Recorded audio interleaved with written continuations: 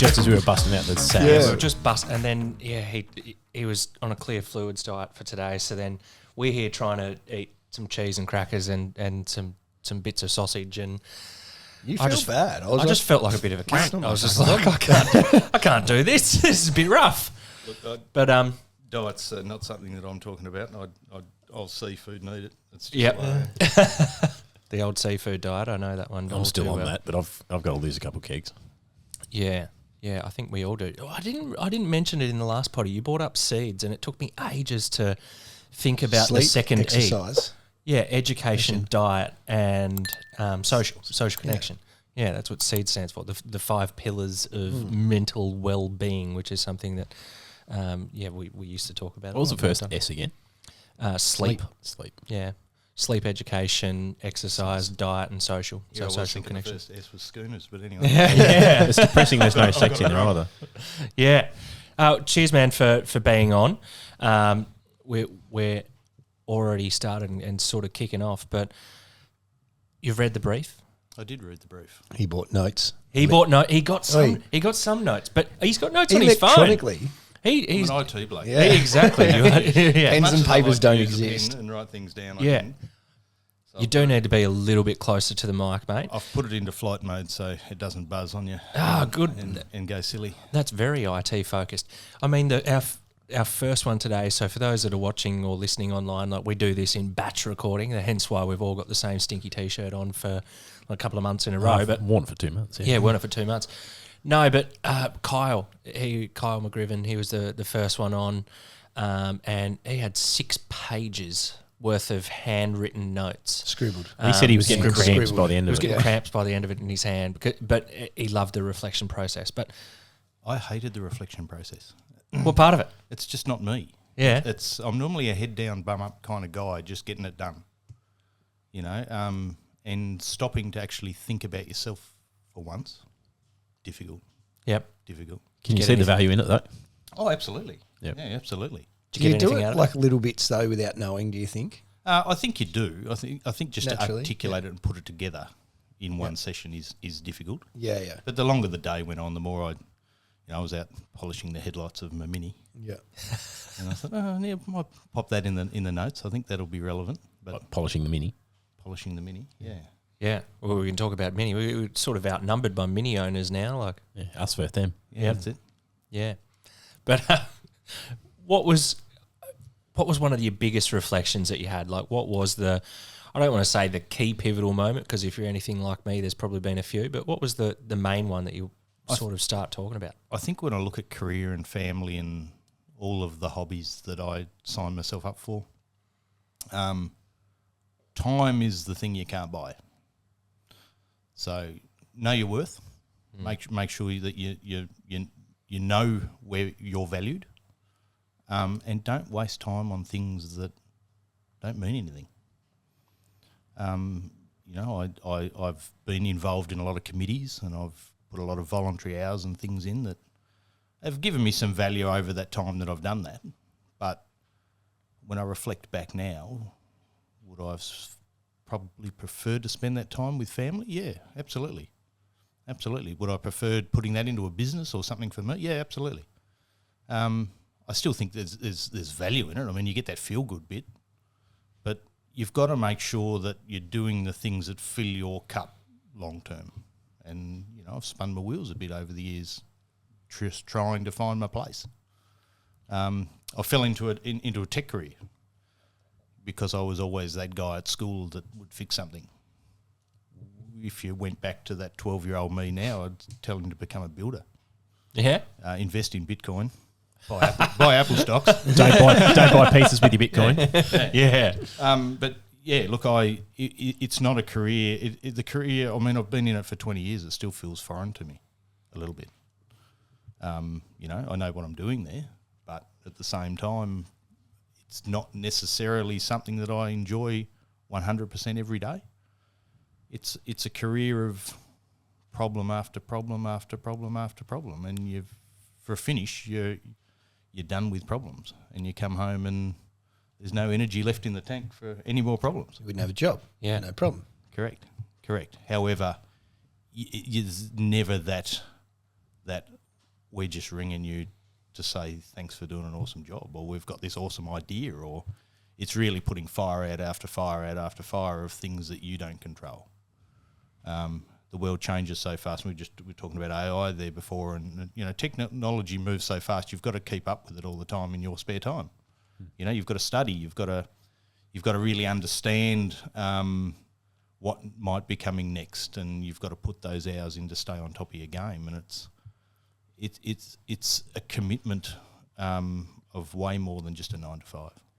I find that a bit too as a parent. Like you've got to, I'm not, like we sort of mentioned before, I'm not in the tech space, I'm project manager, but even as a parent and sort of keeping across what the kids are going to be coming up against sort of now and in the future, and even just like keeping abreast of how to keep them safe and how to make sure that they're not doing too much with technology, or using technology properly, mitigating any sort of negative impacts. That's massive. And I see a lot of our friends, like there's parents that we know of that haven't necessarily, like, they're not interested in technology, so therefore they don't keep up with it, and you see the negative effects on those kids from that, not from any sort of malicious intent from their parents, but like they just need to show some interest and sort of even take a small step towards sort of 100% putting some controls in. The internet out there is not a nice place. There's great in it, but there's also very bad in it.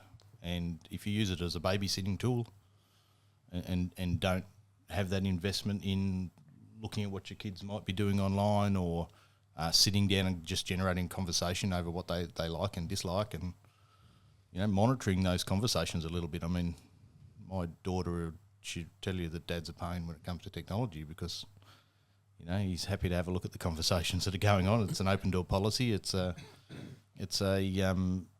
we'll vet the apps that go onto their devices to make sure there's no private information being shared and things like that. But your average punter, your average parent can't. No, they can't do that. No, I've got no idea about that. We've talked about it, how his eldest is 7, so still a little bit away from having her own sort of access to it. But like, it's a fucking nightmare. And I thought the little fucking scroungy bastards were supposed to be off social media. And then I seen the other day they're bloody throwing shit at one of the places in Devonport, and it gets posted on social media. Like, how? Yep. One, someone should have bashed his head into the wall, teach the little prick a lesson.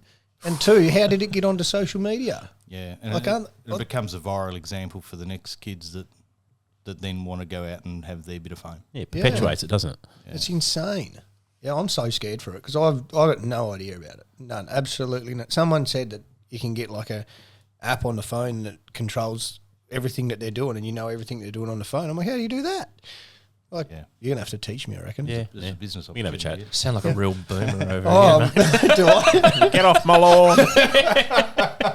But it's you're exactly right. It's how do you keep up? And I mean, myself in a tech role, I still get home and I still get fatigued by that. Yeah. It's I've been working out how to manage the latest vulnerability in some software that's likely to get us all day, and or a project rollout where everything, tight deadlines and things aren't turning up on time and budgets have blown out because of the way the world's gone. And then you get home and it's like, now I need to work out how I can stop this happening on the kids' iPads, or, this social problem's occurred because of technology. And it's fatiguing over time. It's hard to keep up with.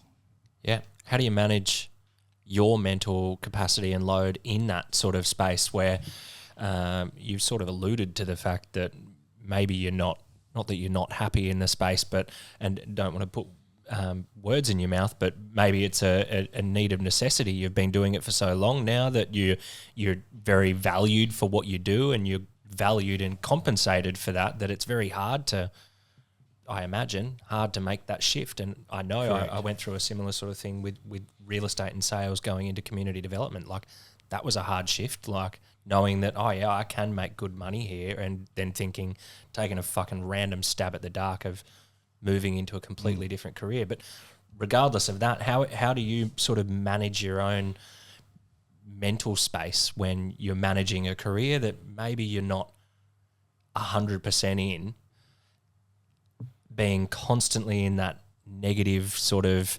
problem solving, it's never a nice space to be in, to then getting home and not being bombarded with that. I'm sure there's lots of good things about being home, but also having all the challenges of just being a fucking adult. Just being an adult. Yeah. How do you manage that? Look, I won't hide it. I've struggled with that at times. Yeah, I've got home and had that blow up. You know, and then my family don't deserve that, and that's something that I reflect on, trying to manage that better. But you get home and something's occurred that then requires you to put that fire out, and it's challenging to just be able to save that bit of energy. And I think the work-life balance is the key. I mean, burnout in technology roles is, like, you have a look at the statistics on it, and it's just huge. It's ridiculously huge. I think 58% of people in tech roles will openly say, "I'm cooked, I'm fried." Yeah. 2 or 3 in 5 will suffer that burnout mental challenge. So you've got to be prepared to really say no at times. No, I can't. I'm not here all the time. I'm not your first point of call in the first second something goes wrong. You might need to wait till Monday. You might need to ask someone else. You might need to just be patient for a little bit while we work through these things. Because if you are always there as that person, you cannot be there for that person, for your family. It will completely and utterly own you. It's a interesting career because not many people really understand the inside of it unless you do that role.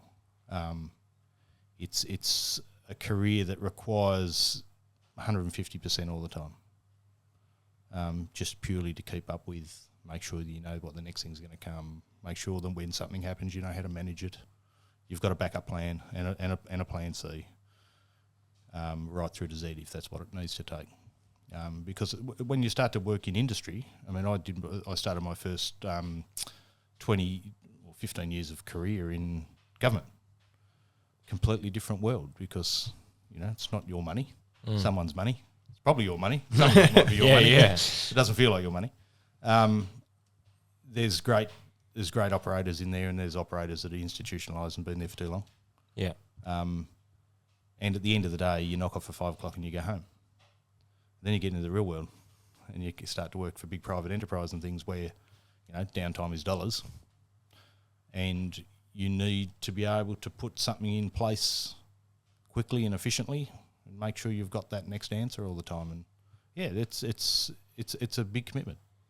Big commitment. And I'm lucky enough to have a family that have been very understanding with that. Let me chase some opportunities, and but at the end of the day, it's if you look back on what's important in life, they are the things that keep you whole. It's the glass jar, with the rocks and the pebbles and the sand. The sand. Yep. Yeah. Yeah. Do you want to explain that analogy for anyone that hasn't heard it before? Yeah. So you take a glass jar and you fill it full of 2 centimetre big rocks, and you'll ask, is that jar full? And the answer, most people will go, that jar is full. And then you'll fill it full of smaller pebbles, and that'll fill all the gaps between the large rocks. And you'll shake them in, and all of a sudden, that jar has taken more. But then you'll ask again, is that full? But then you can fill it full of sand, and that'll take up the rest of the space, and, then it's full. But the large rocks are your things like your family. It's the people around you. It's your things you value most. They are the things that you need to put in that jar first. Because if you fill it full of the other things, the pebbles, your work, your car, your things that are probably superficial nice to haves, and then your sand is your small stuff, your stuff you shouldn't sweat. You fill a jar full of sand, of the stuff you can't sweat, shouldn't sweat, then you cannot get your rocks in, and you cannot get your pebbles in. So you must fill your life's jar full of the things that you need to fit in first, and that's your family and your key things. And the best part is at the end of that, you can still get a beer in the jar. You can, can't you? Yeah. So there's always room for a beer. Or just push the jar aside and have a beer. Exactly. Let's go. Sorry. Deep. Oh, it's Yeah. deep. No, it's a good analogy. That's I've good, seen it before. yeah. I've seen it often visualized. And there was a famous. It was a video of a professor, I think, done it at a university where he actually visually done it in front of everyone. It's a really good video for those that want to find it. Going back to your reflection process that you done at the beginning, was there anything that you experienced when you were going through that that was, I guess, a bit of a surprise for you? Anything that sort of come up that you thought, like, I'd never thought about that until now? Probably not. I'm fairly self-reflective, as much as my wife probably says, no, not often enough. You're happy to let a bad word round the children. You're happy to show your temper at times.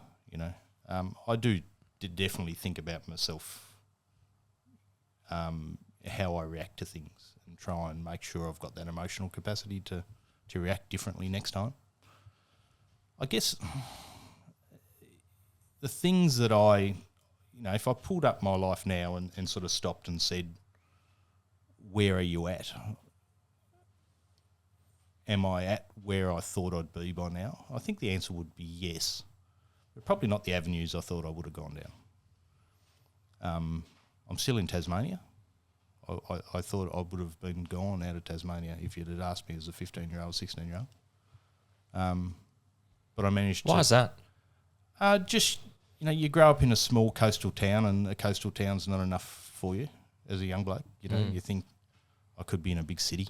I could be somewhere more exciting than this. I could be somewhere with more fast cars and fast life and, your typical 15-year-old not really understanding what needs to be in a life when you're raising a family. And and then I met my wife when I was 20, and we've been together now for 20 years. And when you look at raising kids on the northwest coast, you can't find a better, safer, more amazing environment to bring a family up. But I would have thought that work would have had to drag me away from that too.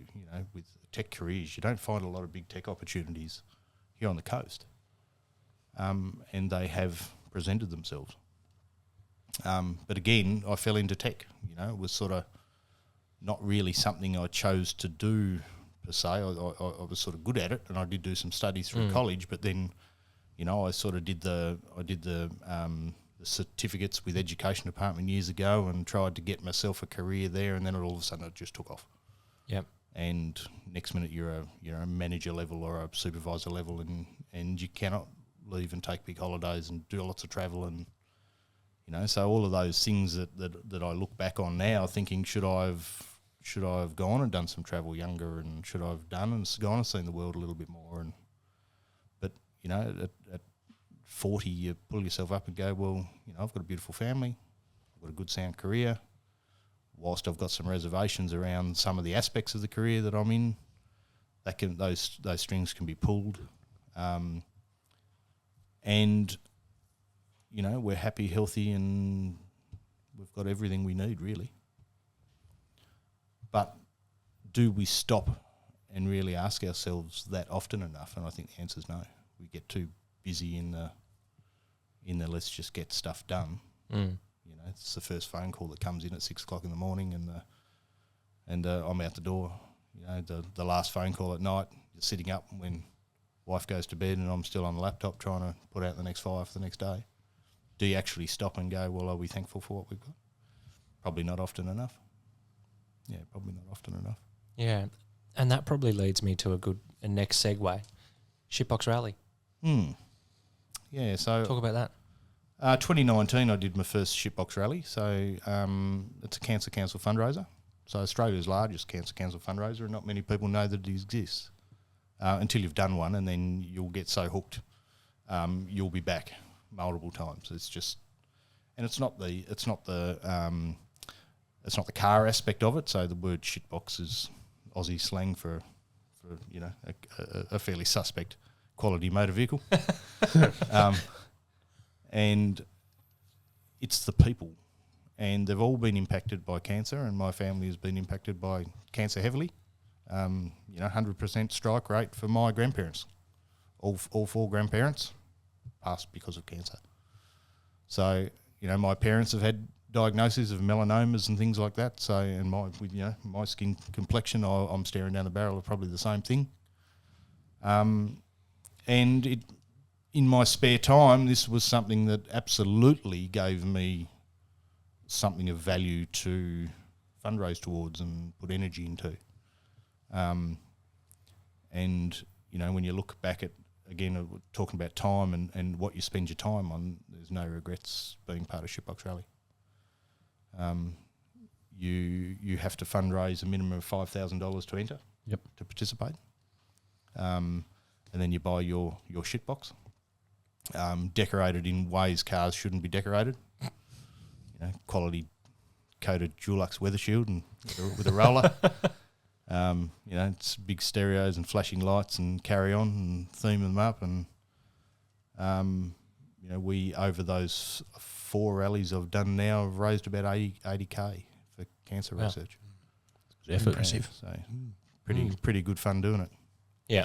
What's the general gist of it? Where do you go? What's the actual rally aspect of it? Yeah. So basically, the rallies are a reward for your fundraising. So if, you apply, you get accepted. There's a fairly long wait list at times. Those that get into the rally then have to fundraise their money. $5,000 is a minimum, so keep going as far as you can. And then at the end of that fundraising journey, where you meet all the good people coming to your events and your trivia nights and your raffles and your barbecue fundraisers, and are sick of seeing you outside Bunnings cooking another sausage sizzle, asking for another couple of bucks.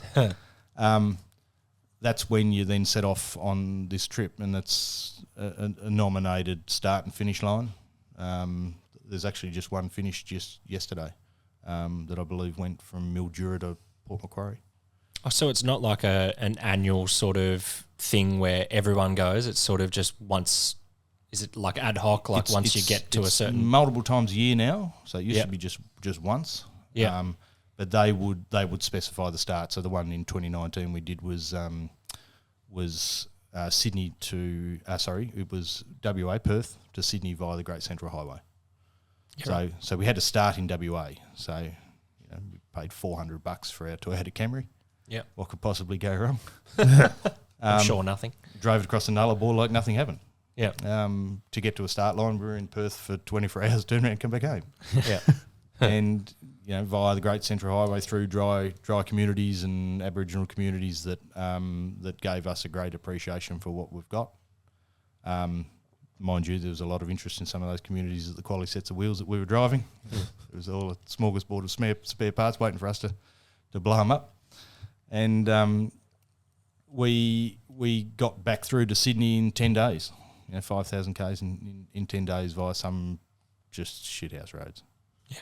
That just rattles your car to pieces. So we had a really good run with that vehicle. Not much went on, but a couple of years later, COVID hit and that knocked the rallies around a bit. But we got to Port Lincoln for a mystery box rally, which is similar to Shitbox, but it's a loop. Instead of having a start to finish line, it's a start point that finishes at the same start point. And we were on our second car by the time we got there. So we cooked the first one in Harndorf, blew that up and had to go and buy a suspect Holden Commodore from Elizabeth in South Australia and pay cash for it and hope to goodness that it was not stolen. and then we rebirthed it red in someone's garage with a roller and Dulux paint. Those rallies didn't go smooth for us. And, the last one that I did only last year was Canberra to Townsville when we were on our second car by the time we got to the start line there too. So we just went too shit. There's a level of shit that you need to make the start line, and we overestimated. So you do it with a group of blokes? Or? Yeah, 2 people in a car. Yep. Yeah. So each time I've done it with my brother-in-law, a good mate of mine that's also in the tech sector. Yeah. And once you've got that team, you're one of 150 or 300 cars in these rallies. So 600 people, plus support. So. And you meet some incredible people that have got their own cancer stories, and people that are doing it for the same sorts of reasons you are and different sorts of reasons. People that have lost their children, people that are going through the journey themselves.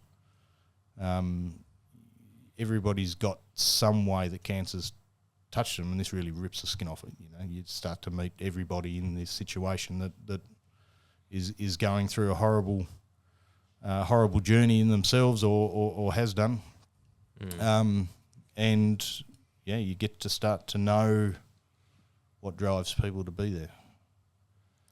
Yeah, and you know that fundraising money goes to a great cause. You know, some of the things that they have funded in the last few years, fundraising that without that wouldn't have been able to do some really, really clever projects that would have missed out on funding from your larger funders of those research projects.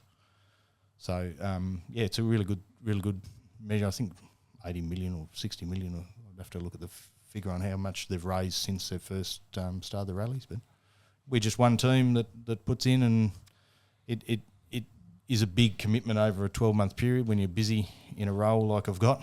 You know, every weekend goes to some other fundraiser or writing a letter to someone and asking them for hard-earned dollars. Yeah, and it's only getting harder with the way the economy cost of living. Cost of living. Yeah. Yep. Yeah. What's your go-to fundraiser? What's the fun one? I think Trivia Nights are. Yeah, they're good. We actually did a garage sale once upon a time where we just filled my shed full of stuff and then just stood at the driveway and went, "What do you reckon? $20?" Yeah. And some people would go, "Oh, I'll give you 10." I go, "It's for cancer." $20. I don't mind that. Like, we made 4 or 5 grand out of it. Like, it was wicked. Wow. Yeah. And then just took all the other stuff and donated it to, Vinnie's. Vinnie's or whatever. Sick. Yep. Yeah. That's not a bad one. Yeah. Trivia nights are fun though. Trivia nights are fun. I like trivia nights with a bit of a twist. Like make it twist a trivia night. Yeah, Make it real difficult. targeted at some shit subject. Yeah, that like no one change knows your anything tie 14 times on the night, and they've got to come back and pick it every colour you've done, or pick something real weird on a video. Oh yeah. Yeah. Yeah, like just make it so it's not about knowledge but observation. Yeah. Has there been any particular business that's really sort of supported you through it? Like, Oh, definitely. Plug. Some of the why not? Yeah, look, we've had local electrical firms, things like that, just chuck us $2,000. Yeah, wow. Yeah. Do you want to give them a plug, like for doing it, or are they just doing it because out of the kindness of their heart? There's so many that have, and some that have been impacted by cancer. You know? Local bakery in town. Yep. No questions asked. Have a couple of grand. Yep. My employer. You know, Yep. I won't mention my employer on the podcast, but great support. Yep.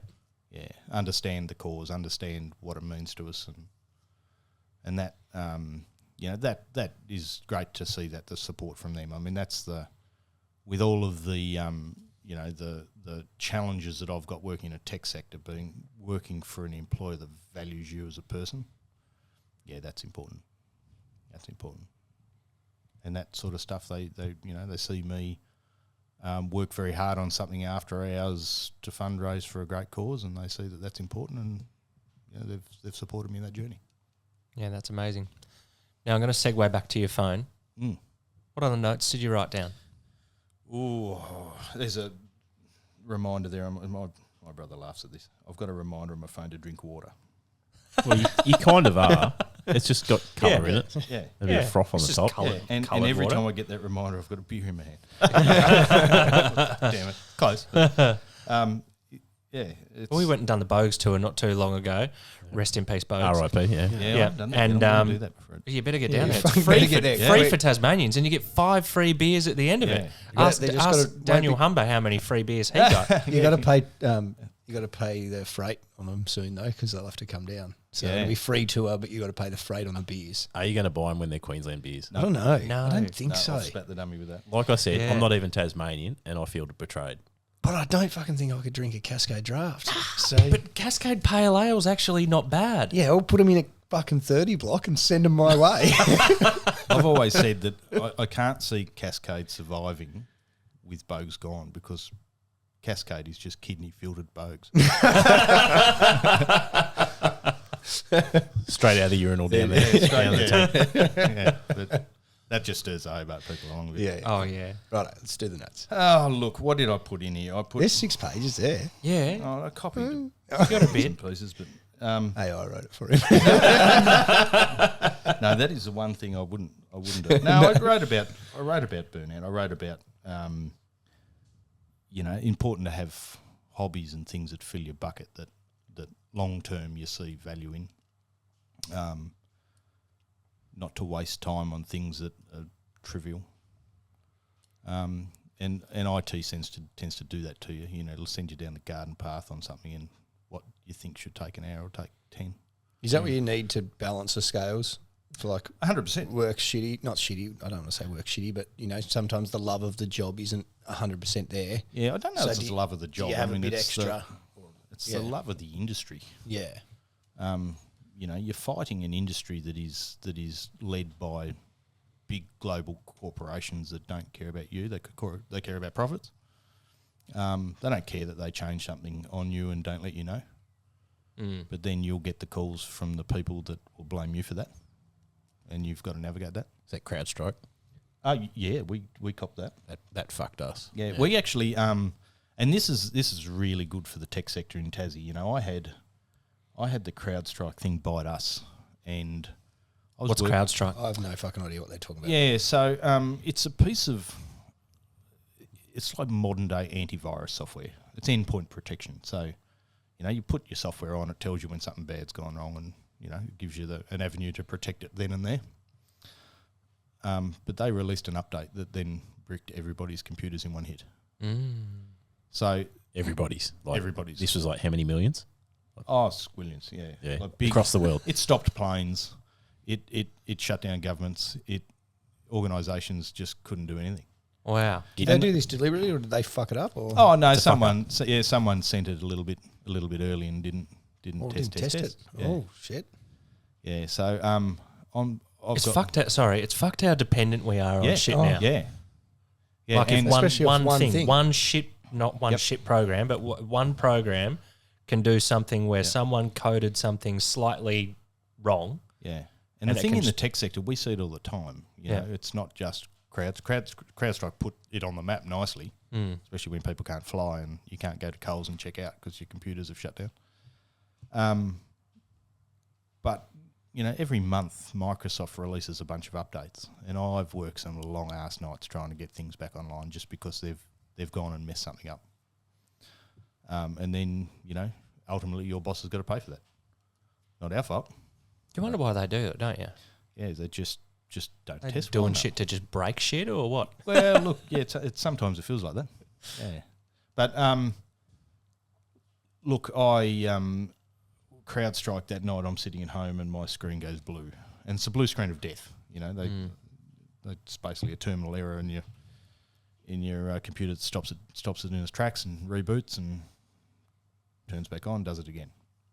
And I'd only just had an account management meeting with my CrowdStrike account manager, so I knew him on a first name basis, and his phone number was in my phone, easy, and I got straight on the phone to him, and he was nearly in tears. He's like, I don't know what to tell you, but yeah, something's going on. I went, yep, good enough for me. I said, I know where the avenue that it's come from is, and I know to sit and wait. So communication starts. We start to let everybody know the phone calls are coming in hot.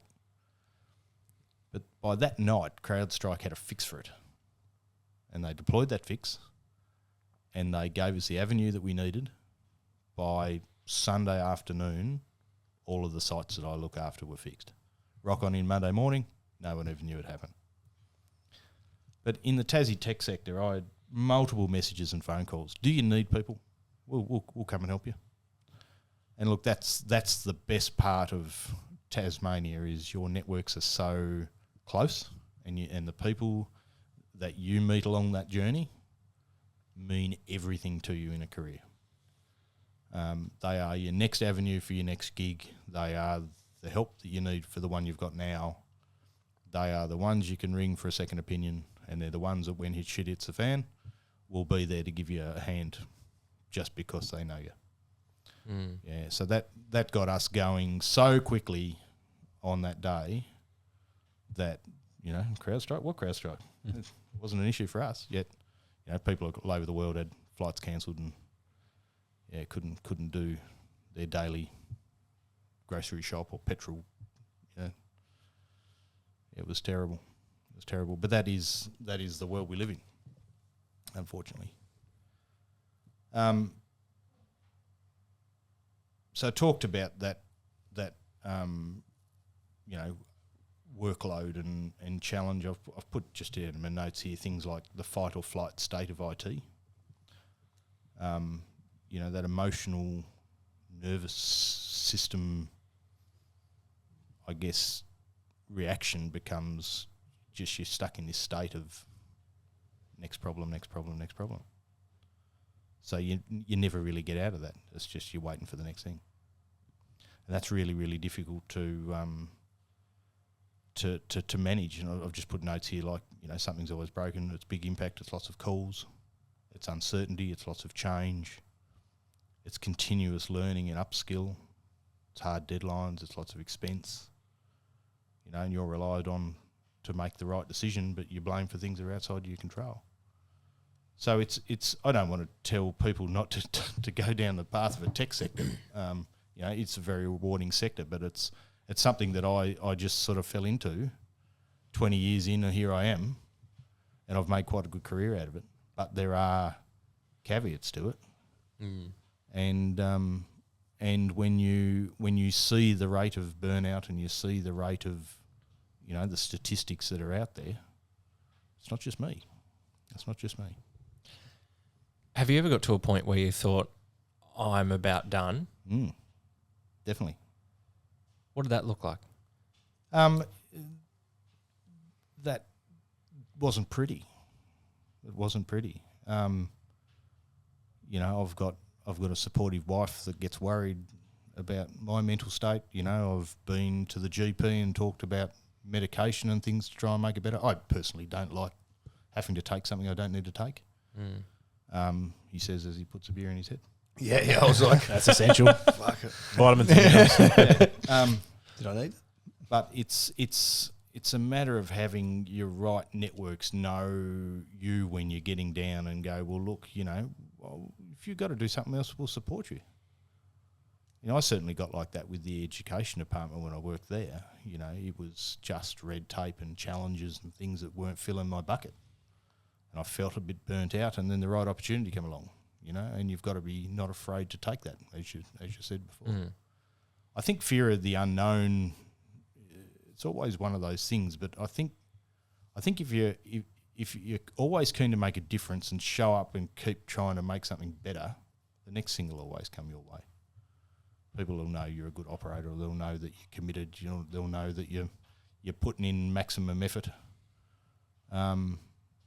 And if you're smart enough to learn and always be open to learning, you know, IT is never a career that has, you know, you'll never know anything really in comparison to what the world's knowledge base is. You know, you'll just scratch the surface. Knowing where to find it, Yeah. that's important. You just learn every day. But, you know, I don't read for pleasure anymore because I'm always reading to learn. Yeah. So, you know, you ask me, I listen to all these podcasts and I go, you know, what a great book. You should go and read this one. It's like, yeah. It was the last time I read a book. Yeah, well, look, I'm the same. Like, I don't think I've read a book, honestly, in years. I used to listen to audiobooks because I found they sort of filled that void when podcasting probably wasn't that big. Yeah. So I used to listen to Audible a lot, like as I was sort of just driving around or doing some like mundane tasks. But I haven't really done that of late, and I do want to get back into it. It was something that was actually on my New Year's resolution this year to read more books, but that probably then in turn turns into sorry, How many up to? fucking none. That's what I'm saying. You got 6 months, mate. 6 months. Yeah, 6 months in, it's like everyone. Like, how often do you stick to your New Year's resolutions? But Saying that, I mean, I've got a young bloke who's 6.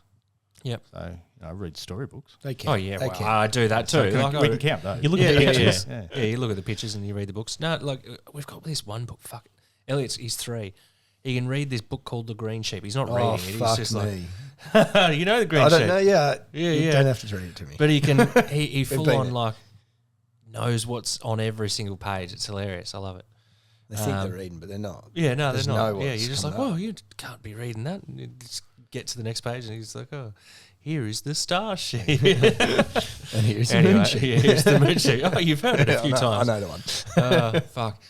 Yeah, but no, I read a lot of kids' books, but don't read much for myself. It's it is something, and there's a lot of good books out there, and a lot of people with a lot of good ideas out there as well. Like, I am a firm believer that no idea is a new idea, though. They're just repackaged in a different way. Yeah.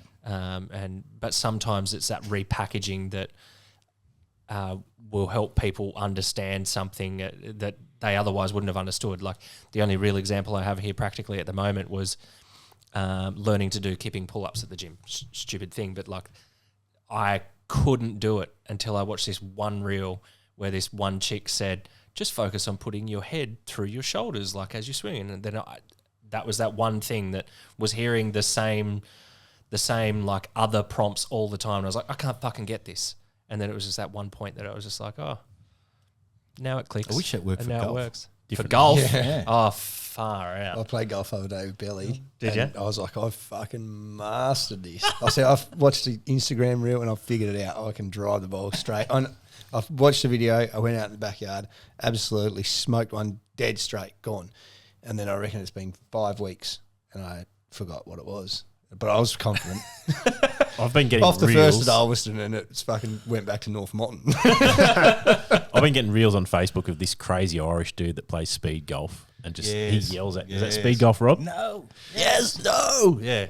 Oh, where he runs and tries to do it real quick. No, I'll send it to you. Yeah, It is actually kind of funny. He shows you a technique that's wrong and just yells, no. And Yeah. then when he gets to the right technique, it's yes. And then He's at like- the end, he's woo. Yeah. Anyway, It's just, he's mental. Barely helped me, but I've got this window between like 4 and 7 beers. I knew where that was going. It's like a Same sweet window spot. for 8 ball or darts. Yeah, exactly. Yeah. Anything leading up to it, the shakes are too much, and it's just, and then you're tuned in, and then you're like too far the other way. Yeah, there's nothing like the next hole to bring you back down to Didn't life. we do that at like one of the Ambrose days or something? Yeah, it was last Where it was Christmas Ambrose where you were fucking useless in yeah. the first like 4 holes, and then 4 holes equates to 4 beers, and then Yeah. after that he was on. For like 3 hours, and then I didn't fucking literally Drop the used ball all of my again. shots in like 3 holes, and then I just value added with, I don't know, I assume I was funny. Oh dear, what would you have done if it wasn't IT? You must have had some sort of. I've had automotive interests for years, tinkering with cars and stereos and tuning, and I'd maybe, but I always, I look back now and go, the biggest asset that you need in life is your home. Learn to build one.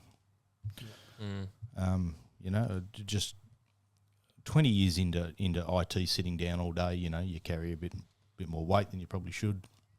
You stiffen up, you don't move as much, it's a product of the long hours sitting doing stagnant work.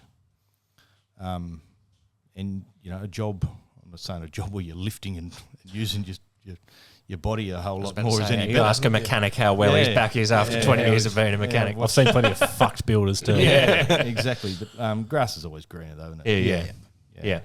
But we work so hard to try and pay off a mortgage, and you do those extra hours to try and get ahead and sacrifice that. Yep. That family time for the 9 to 5 grind you get into. Sometimes Or I think worse. it's just about finding something that is tolerable. Mm.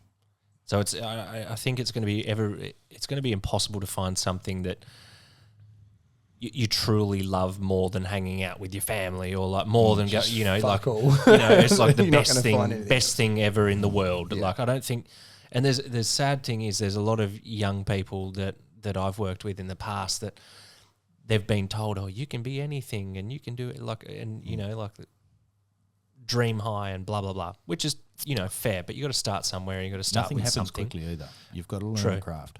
Yeah. It doesn't matter what career you go into. You've got to do the floor sweeping. Yeah. You've got to do the watching others, picking up what a mistake looks like, knowing what good looks like. Yep. And you've got to wait your turn.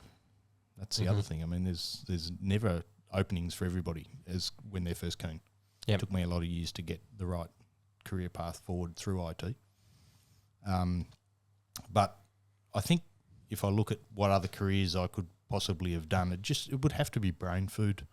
It would need to be something that keeps me entertained mentally. Yep. I mean, I like that side of IT, the challenge, but it's nice when you're trying to work something out that isn't setting your ass on fire. Mm.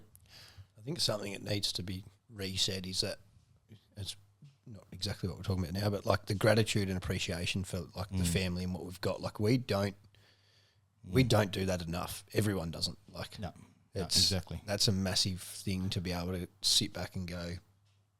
I would Fuck, be we've a got it different pretty good. bloke again if I had to get home from a hectic work day and work out how to feed 2 kids, wash the clothes, tidy the house, pay the bills. I get home and that's done. Yep. I'd- lucky. I'd be a whole lot bigger guy if I had to pack my own lunch. You're Shops luckier in- than shops in most, the area I do think. well yeah. off too. Yeah, shops down around. Yeah, I mean, Crossroads does a very good potato cake. Oh, that's where we caught up. Yeah, you saw me go that day. Yeah, well, we bumped into each other there, mate. But thinking outside of work, like, we were talking minis beforehand, and I know that you got an interest in cars, known that for a long time. Well, what are some of the things that, with your limited time, like, are you getting back into cars now, and what's that sort of look like for you? We've gone through the family thing, and you make the sacrifices of, let's see, the Skyline on the wall, and I had the Skyline, and I sold that to this bloke that bloody ripped me blind for it, and oh no, that was you, wasn't it? No, look, we had to move that car on. When we had family, it was not appropriate for a family vehicle.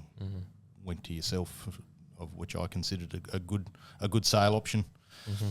Both of us should have kept it. Yep. We could have gone halves in the I bought a profits. house, so Yep. And then, we had second children, and we've gone through the SUV stage, and you've gone through the boring vehicles, and there's always been that itch to just put something to tinker with back in the driveway. It doesn't have to be anything exotic or special, or, I'd love a Ferrari, but that's never going to happen. So I've got a Mini. Fuck yeah. And, yeah, the same colour too, I think. Are they really? Yeah. Yeah, right. I want to get the stripes. Need the stripes. You got the I've only just put the Union Jack taillights in it. I said if I was going to get a Mini, I wouldn't be that wanker. Have you noticed they point the wrong way? When They indicate, they point the opposite way. Yeah, okay. I haven't got it. I've actually taken it It's out. since probably I- going to ruin it for you. Yeah, Sorry. probably. That's all right. I don't have to look at the back end of it. But so you've gone full rice, have you? Well, not full rice, but enough. I remember your brother's car Yorkshire back in pudding, the mate. day. That was Tinker very with- rice. Yeah, my first car was very ricey. Was it? Yeah.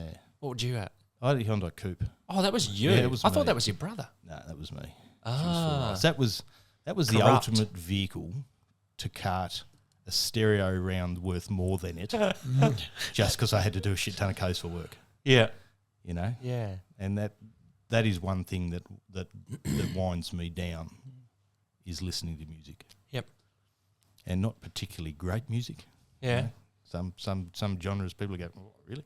What's not great about it? Tell us, what is it? I'll listen say to country listen and to western. anything. No. Come on, mate. There's a limit. No, I'll Both listen to, types of music. I'll listen to country and anything. western. I'll listen to everything from 60s upwards. Yeah. Bit of Tay-Tay. No. But any electronic stuff. Love electronic stuff. Yeah. Yeah, With your Rufus Ministry of Soul. Sound man. Yeah, back in the day, Ministry man. Yeah.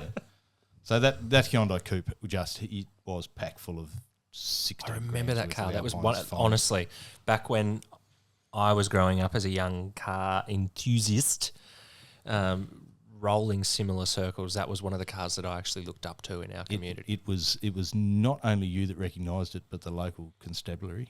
They knew They knew it fairly well. They'd pester me pretty regularly. Yeah. And anybody that I was dating before I met my wife, and including my wife and her parents knew that I was coming a K away before I got there. Yeah. It was just one of them. And you look back now and you're like, you moron. Yeah. Big It had like personalised 3-inch number cannon. plates and stuff on it, and it was just it was a red flag. Yeah. But anyway, they let their daughter go for a ride in it, and now we're married. 20 years later. Yeah. No, it's cool to get back into it. And that was something that sort of, I don't think I've ever sort of really fallen out of that car scene, but it was something that I had changed my mindset. Like, Yeah. and with the Prelude, like, it's not an expensive car, but I mean, Nothing is better than going out and just you and a road. You Yeah. know, it's not a speed thing. It's Yep. just a windy road and a few tunes, and you zone out. And that's the way that I explain it to people who don't understand is it's sort of similar to going to the gym as well for me. Like it's that moment when you can't concentrate on anything else. You have to concentrate on what's ahead of you. Mm. And that's where your mind feels like it actually gets that break that it needs to just be a brain and to not think about all the other bullshit. Because if you're going around a windy road or whatever, like, it's very hard to hold on to all your worries as you're sort of even slowly meandering around, like, you know, up at Guns Plains and down into those areas there. It's very hard to stay cross. And a few unless years you get ago, stuck behind someone. when we did one of those shitbox rallies, I had this little Nissan Pulsar wagon, and it was like it's a 1.3 litre carbide. It was an old mail van. Wasn't going anywhere fast. No, but it was raw. It had straight through exhaust on it, and she just rumbled, and no power steering, and you know everything was just a bucket of bolts. But geez, it was fun, and it wasn't going anywhere fast. But No. We got there. it got there. Yeah. Well, it didn't. It was one of two. Yeah, that was the one we cooked. But You just left it parked up somewhere. we actually did a Nissan Exa Turbo motor conversion on it. Oh, wow. We should have just left it alone. Yeah. But it went like stink all the way to Adelaide and then shit the bed. But yeah, unfortunately, there's a few things that we didn't check, didn't do right, but yeah, found out the hard way and put ourselves into a Commodore wagon because it was easier. Yeah. Easy parts. Yeah. Mate, was there anything on your list that you feel like you've missed that I you don't really want to bring so. up? I don't think No. so. It's all about, for me, it's about filling that bucket with enough stuff that gets you through your week. Yep. Not relying too much on having a beer every week. Mm-hmm. Yeah, and I do. You know, I can't wait to get into Friday night and have a beer with a mate. Yep. Um, You're a part of the Buttons Brewing I group. am a home brewer. Yeah. I do a little bit of home brewing. I haven't done it in a little while. I've got a pretty mean setup, but I've got a shed full of Mini Cooper all over the place at the moment. So, but yeah, that was never done as an excuse to drink more piss. Yep. It's brain food. It's understanding the process and being able to pull a lever and make something different and get something close to what something you might buy would be. Yep.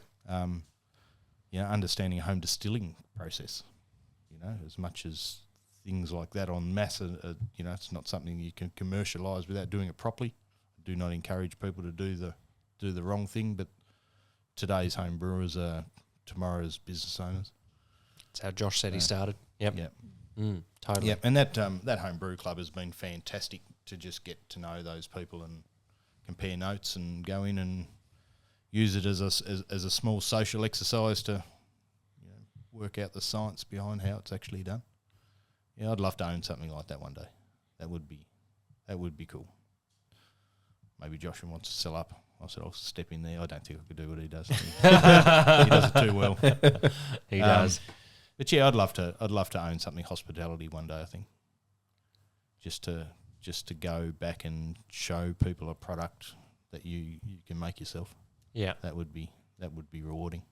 Well, we'll check back in a couple of years' time and see we'll see. how that journey's going along. Turner's Beach needs a distillery out there. Well, that'll be the go. Yeah. There's not one might out there. be. Yeah. All right, mate. Thank you. Thank you. I reckon that's wrapped him up. Brilliant. Legend. Class. Perfect. Well done. Thank you. Thanks, Alex. Cheers. Cheers. Cheers.